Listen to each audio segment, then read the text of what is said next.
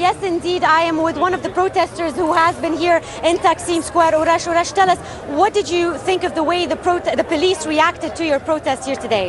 Actually, they were quite provocative, and the sensible minority, let's say, have had quite a hard time containing the aggression and violence generated among our lines, trying to face the police brutality, because we have seen our friends hospitalized, we have seen our friends clubbed and tormented, we have seen our tents set on fire. So containing the aggression building within us was quite hard. I've seen police officers shoot plastic bullets and all.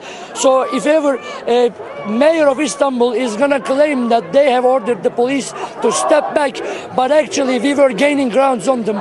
We have captured their helmets and their kneecaps and their shoulder pads and even their cars, serious equipment. They were literally running on their heels. Did you listen to Prime Minister Erdogan's remarks this morning, and what did you think of them? Actually, both Erdogan and the opposing parties are trying to gain grounds on our success. This is a public movement and we are the public. This movement, this success story here, seems like a success story so far anyway, cannot be assigned to a certain political movement, because there are football fans and there are nationalist people and then there are far left guys and then there are environmentalists and then there are anarchists. We shouldn't assign this to a certain political party or ground, and everyone, including Erdogan, is in a positive or negative way trying to do this. All of us here are quite uncomfortable with this fact. If this is an organic movement, as you're trying to tell us here, what are your demands? What is it that you would like the government, what would you like to see the government doing?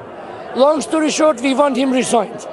We're not, trying to put him in jail, or we're not trying to kick him out of the country. We just want him to, take responsibility on what he has done and admit that, he hasn't accomplished certain facts. For example, there are some economical success stories attributed to him, which basically are a result of sales and privatization of national assets. Actually, this economic success story is about to come to an end, because we are running short of national assets to privatize, and that is not a sustainable economic development story. But the Prime Minister, you say you want the Prime Minister to resign, but he says he's a legitimately elected leader, he represents the majority, he has a wide base of support. What is your response to that?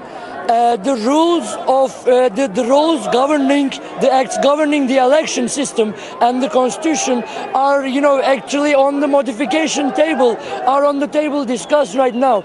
They are going to modify the election system. They have already, people have always been, there's been quite a lot of conspiracy theories, for false cast votes and, votes found on garbage cans, even votes burned. So we do not believe in a fair election system. So his alleged elected presidency, prime ministerhood, is not valid in our eyes. Thank you so much. As we've heard there, even though